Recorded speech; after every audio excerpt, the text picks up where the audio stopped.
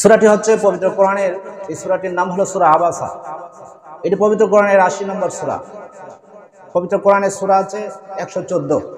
এই ১১৪ সূরাটার ভিতরে আবাসা সূরাটা হলো ৮০ নম্বর সূরা। এই সূরাটা আবার মক্কায় অবতীর্ণ হয়েছে। এর আয়াত সংখ্যা হচ্ছে ৪২। আবার একটা সূরার বিষয়বস্তু জানতে গেলে এখানে আল্লাহ কি বলেছেন, এই সূরাটার শানে নজুল জানতে হয়। শানে নজুল হচ্ছে নাজিলের পটভূমি, প্রেক্ষাপট, কোন বিষয়ে এই সূরাটা নাজিল হয়েছে, এই বিষয়টাকে কোরআনের ভাষায় বলা হয় শানে নজুল। কি কারণে এই সূরাটা নাজিল হয়? কোরআনে এমন একটা আয়াত নাই, এমন একটা সূরা নাই, এমন একটা শব্দ নাই যে সূরাটা বা যে শব্দটা কোনো না কোনো একটা বিষয় ছাড়া নাজিল হয়েছে। কোনো বিষয় ছাড়া, বিষয়বস্তু ছাড়া কোরআনের একটা শব্দ নাজিল হয় নাই। প্রত্যেকটা কোনো না কোনো কাজে বা কোনো না কোনো ঘটনার প্রেক্ষিতে নাজিল হয়েছে। যে প্রেক্ষিতে নাজিল হয় এটাকে বলা হয় শানে নজুল। তো এই ঘটনাটা, এই সূরা আবাসা নাজিল হওয়ার পিছনে একটা ঘটনা আছে। আল্লাহ রাসূলের একজন সাহাবী ছিল, তার নাম ছিল আব্দুল্লাহ ইবনে মাকতুম। তিনি ছিলেন অন্ধ সাহাবী, গরিব সাহাবী ছিলেন, অন্ধ ছিলেন, যার কারণে মানুষের দৃষ্টিতে তিনি ছিলেন অবহেলিত। কিন্তু আল্লাহর কাছে ওনার দাম এবং সম্মান ছিল অনেক বেশি। তো যা হোক, তিনি একদিন মক্কায় কাফেরদের নেতা, কাফের যারা ছিল, যাদেরকে তিনি কালেমার দাওয়াত দিতেন, মূর্তি পূজারী যারা ছিল, যারা কাফের ছিল, তাদের মধ্যে একজনের নাম ছিল আবু জেহেল। আপনারা তো জানেন আবু জেহেল মুহাম্মদ সাল্লাল্লাহু আলাইহি ওয়াসাল্লাম গোষ্ঠীর চাচা, এবং আপন চাচা হচ্ছে মুহাম্মদ সাল্লাল্লাহু আলাইহি ওয়াসাল্লামের আবু লাহাব। এরা ছিল মক্কার নেতা। এই মক্কার নেতা, নেতৃস্থানীয় ব্যক্তি যারা, তাদেরকে নিয়ে তিনি একদিন একটা বৈঠক করছেন, আলোচনা। এদের সবাইকে নিয়ে বসলেন। যেমন আবু জেহেল কুরাইশ নেতা, কুরাইশদের নেতা ছিলেন আবু জেহেল। আবার কাফেরদের নেতা ছিল, এই কুরাইশদের নেতা ছিল। এদের মধ্যে একজন ছিল আবু জেহেল ছিল। তারপরে উতবা বিন রাবিয়া নামে একটা ছিল, সেও ছিল মক্কার নেতৃস্থানীয় ব্যক্তি। তারপরে আরেকজন ছিল উমাইয়া বিন কালাফ এবং আবুল আহাব। এরা ছিল মুহাম্মদ সাল্লাল্লাহু আলাইহি ওয়াসাল্লামের, আবু জেহেল ছিল গোত্রীয় চাচা এবং আবুল আহাব ছিল আপন চাচা। তারপরে উতবা বিন রাবিয়া, এই সমস্ত ব্যক্তিরা কুরাইশ নেতা। উমাইয়া বিন কালাফ, এরা তখনকার সময়ের মক্কাটাকে নেতৃত্ব করত। প্রথম সারির লোক, এরা হলো নেতা। এদের কথাই তখন রাষ্ট্র চলতো, আরব কান্ট্রিটা তাদের কথা, মক্কা নগরীটা এদের কথাই চলতো। কিন্তু আল্লাহ রাসূল ভেবেছিলেন যে আমি যদি সাধারণ মানুষকে কালেমার দাওয়াত না দিয়ে, সাধারণ মানুষ যারা খেটে খাওয়া মানুষ, যারা শ্রমিক বা সাধারণ মানুষ, এদেরকে যদি হাজার হাজার মানুষকে কালেমার দাওয়াত না দিয়ে, যদি এই নেতাদেরকে যদি কালেমার দাওয়াত দেই, আর এই নেতারা আবু জেহেলের মতো ব্যক্তিরা যদি মুসলমান হয়ে যায়, তাহলে ইসলামের ব্যাপক উপকার হবে। এরকম একটা প্ল্যান নিয়ে ওদেরকে নিয়ে বসলেন, বৈঠকে বসলেন। এদের সবাইকে নিয়ে ডাকলেন, ডাইকে বসলেন, কালেমার দাওয়াত দিচ্ছেন। গুরুত্বপূর্ণ বৈঠক হচ্ছে ইসলাম নিয়ে। কাদের সাথে? মক্কার নেতাদের সাথে। ঠিক এই সময় আব্দুল্লাহ ইবনে মাকতুম, তিনি হচ্ছেন একজন অন্ধ সাহাবী, কিন্তু তিনি কালেমা পড়েছেন, ঈমান এনেছেন কোনো একটা মাসলা জানার জন্য বা দ্বীনের কোনো একটা জিনিস শেখার জন্য। ঠিক এই মুহূর্তে যখন মক্কার কাফেরদের সাথে রাসূলের বৈঠক হচ্ছে, তখন আব্দুল্লাহ ইবনে মাকতুম, তিনি তো চোখে দেখেন না কাদেরকে নিয়ে নবীজি বসে আছেন বা কাদের সাথে সলা পরামর্শ করছেন, এটা তো তিনি জানেন না। ঠিক সেই সময় আব্দুল্লাহ ইবনে মাকতুম আল্লাহ রাসূলের দরবারে এসে পৌঁছে গেছে। এসে বলছে, আল্লাহ রাসূলকে বলছেন, এমন অবস্থায় আব্দুল্লাহ ইবনে মাকতুম অন্য সাহাবী এসে তিনি বারবার আল্লাহর রাসূলকে একটা জিনিস বলার জন্য চেষ্টা করছেন, যে হে আল্লাহ রাসূল, কিছু জানার জন্য বারবার তিনি অনুরোধ করতে থাকলেন। বারবার তিনি অনুরোধ করছেন, হে আল্লাহ রাসূল, আমি আপনার কাছ থেকে একটা জিনিস জানতে এসেছি। আপনি যদি কারোর সাথে, মেহমানদের সাথে বা অন্য কোনো গুরুত্বপূর্ণ যদি কাজ করেন বা মিটিং করেন, আপনার ছেলেটা যদি বারবার আইসা ডিস্টার্ব করে, যদি বলে আব্বু আমি মজা খাইতাম, তখন আপনার যতই কলিজার টুকরা সন্তান হোক, তাকে একটা ধমক দিবেন না? যতই আদরের হোক না কেন, নাই বেটা তুই কি আর সময় পাইলি না, এক্ষুনি জানা তোর মারবো তোকে। এরকমটাই তো আমরা করি গুরুত্বপূর্ণ কাজে যদি বাধা দেয়। তাহলে আল্লাহ রাসূলটাও সেরকমটাই ভেবেছিলেন যে আব্দুল্লাহ ইবনে মাকতুম, তুমি তো ইসলাম গ্রহণ করেছই, যদি মাসলা মাসাইল জানতে হয় তাহলে পরেও আমার কাছ থেকে জানতে পারবে। তুমি কি দেখছো না যে এই মুহূর্তে আমি আবু জেহেলের মতো নেতাদেরকে কালেমার দাওয়াত দিচ্ছি, তুমি এখন ডিস্টার্ব করছো কেন? তিনি একটু বিরক্তি হলেন, ভ্রু কুঞ্চিত করলেন, বিরক্তি হয়ে তিনি ধমক দিলেন বা একটু বিরক্তি প্রকাশ করলেন। কিন্তু আল্লাহ সুবহানাহু ওয়া তাআলা, আল্লাহ তাআলার কাছে কোনো নেতা, কোনো খেতা, কোনো রাজা, কোনো মন্ত্রী কোনো দাম নাই। আল্লাহর কাছে দাম হলো সে যতই আদনা এবং তুচ্ছ মানুষ হোক না কেন, সেই মানুষটা যদি কালেমাওয়ালা হয়, সেই মানুষটা যদি ইমানদার হয়, তাহলে একটা বেঈমান কাফেরের চাইতে তার সম্মান অনেক বেশি। সুবহানাল্লাহ। সে রাজানাতে প্রজানাতে জেসেদা হোক, আস্থা পৃথিবীর মালিক হোক, আল্লাহ এই মালিক টালিক দেখেন না।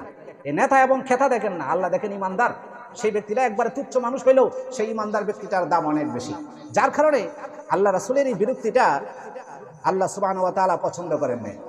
কারণ আল্লাহ হলেন শিক্ষক আর নবী হলেন ছাত্র, যার কারণে শুধরিয়ে দিচ্ছেন আমার নবীকে, বলছেন খবরদার আপনি কখনো এইরকম আবু জেহেলের মতো এই ছাতামাতা নেতার জন্য, এই বেঈমান কাফেরদের যে কখনো মায়া দেখাবেন না। এদের মতো হাজার হাজার নেতা যদি ইসলাম কবুল নাও করে আমার কিচ্ছু যায় আসে না। এই অন্ধ সাহাবী যাকে আপনি আদনা মনে করছেন, এরকম একটা সাধারণ ইমানদার মানুষের দাম আমার কাছে অনেক বেশি। সুবহানাল্লাহ।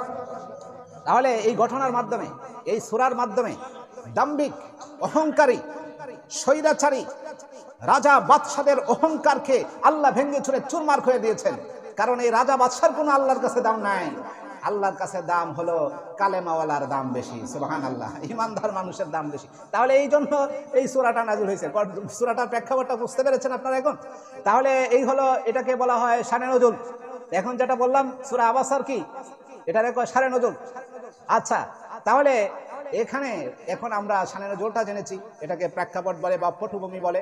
এখন আমরা জানবো এই সূরাটার অনুবাদ। শানে নজুল জানার পরে যেটা জানতে হয়, কোরআনের তাফসীর শুনতে গেলে যে জিনিসটা জানতে হয় সেটা হলো অনুবাদ। সেখানে আল্লাহ এই সূরাটা এভাবে বলেছেন।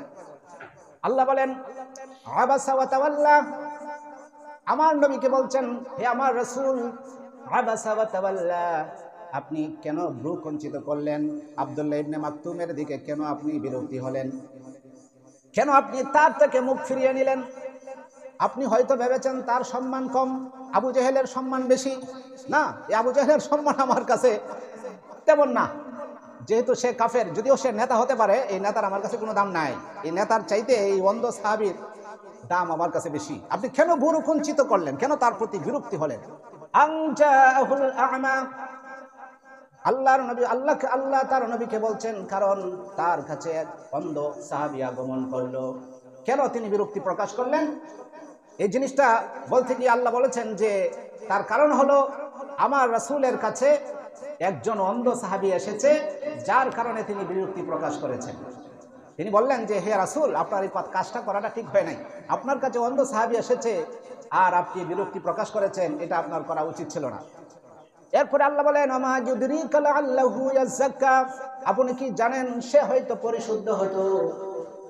যে অন্ধ সাহাবী আপনার কাছে এসেছে হয়তো কোনো একটা মাসলা জিজ্ঞাসা করত, হয়তোবা দিনের কোনো বিষয় হয়তো আপনার কাছে জানার ছিল, আর সে যদি এটা জানতো সেই অন্ধ সাহাবীর অনেক বেশি উপকার হতো। সুবহানাল্লাহ।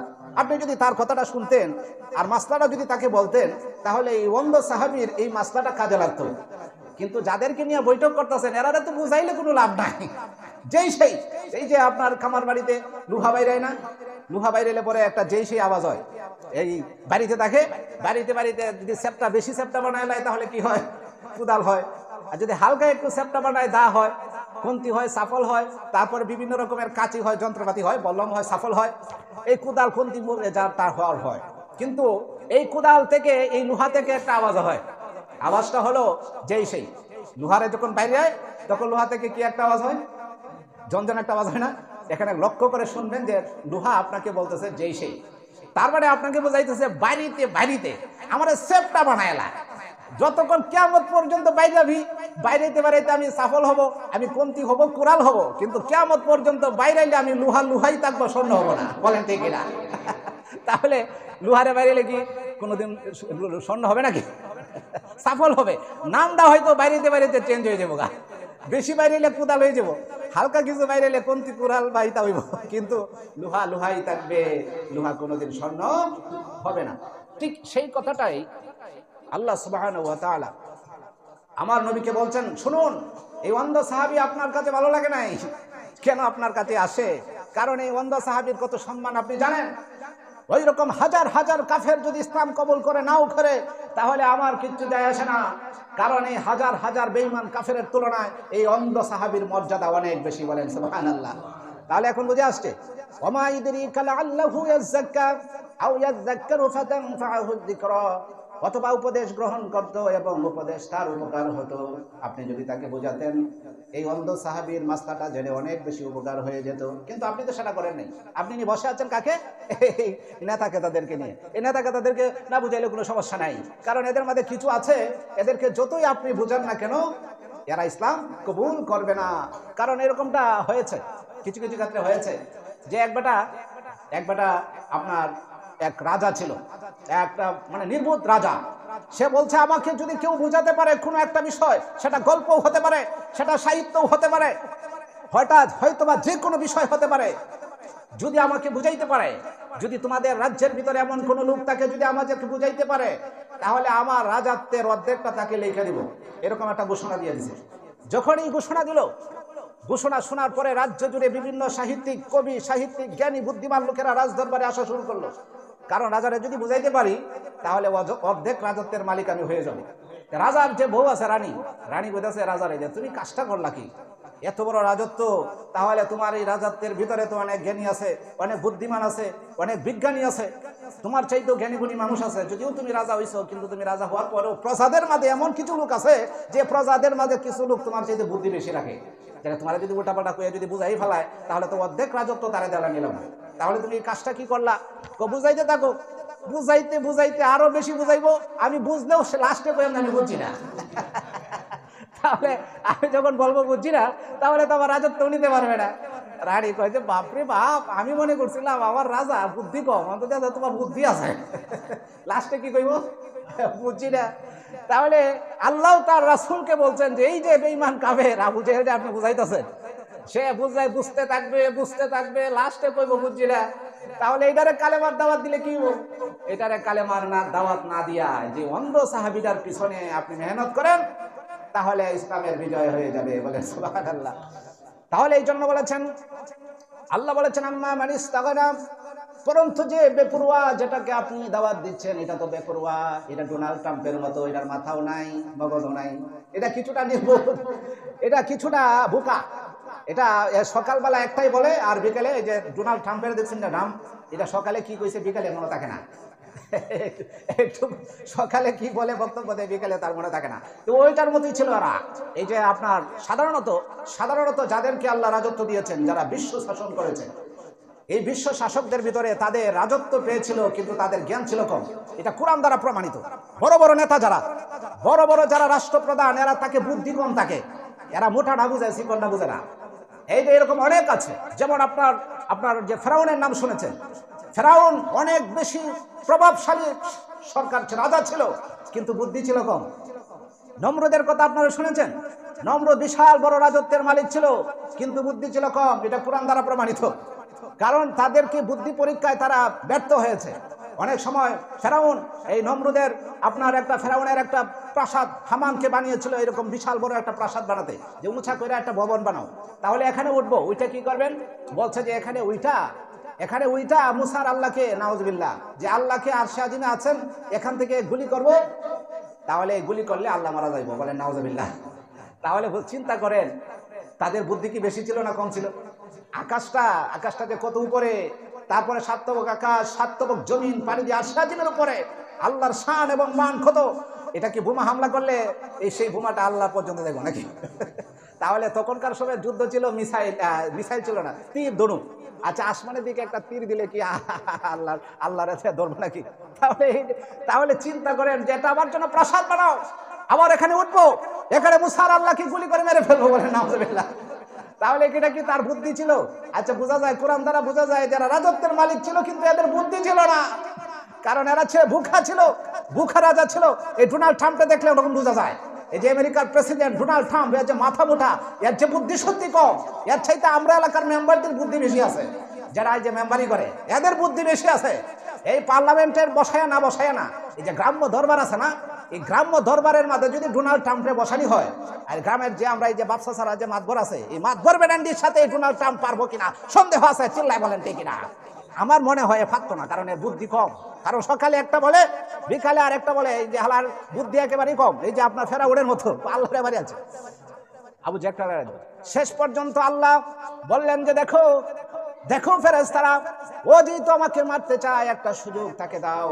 সে তো আমি আল্লাহর ক্ষমতা জানে না, আমি আল্লাহর ক্ষমতা কত বড় সে জানে না, যেহেতু মারতে চায় তার স্বপ্নটা পূরণ করে দাও। স্বপ্নটা কিভাবে পূরণ করবো?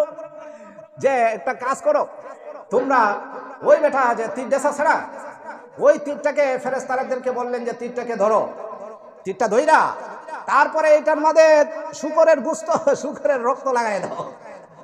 এ যেমন শুহর, এই শুহর একটা ধইরা রক্ত বাইর করিয়া এই তীরের মাথায় শুহরের রক্ত লাগাই দাও।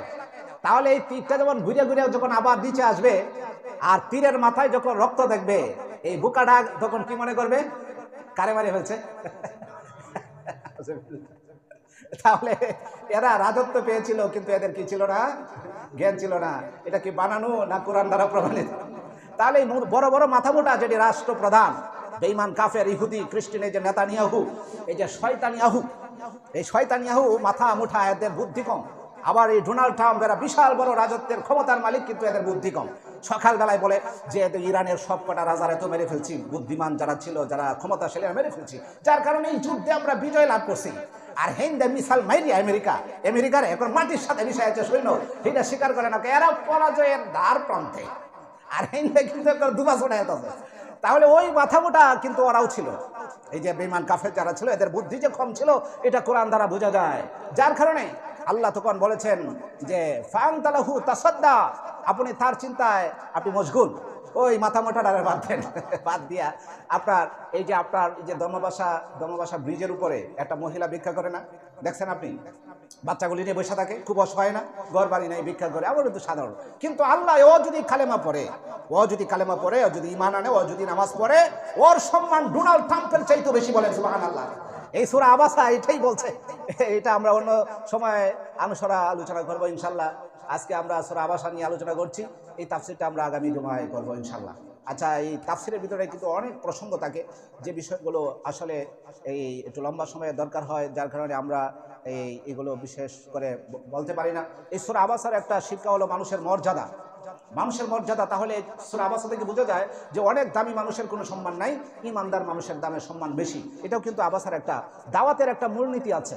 আপনি এই এলাকার প্রভাবশালী ব্যক্তিদেরকে কালেমার দাওয়াত না দিয়া, আদনা একটা মানুষ যে আসলে ইসলাম শিখতে চায়, ইসলাম শিখার প্রতি আগ্রহ আছে, এরকম একটা মানুষ যদি সাধারণ তুচ্ছ হয়, তাকে কালেমার দাওয়াত দেওয়ার গুরুত্ব বেশি।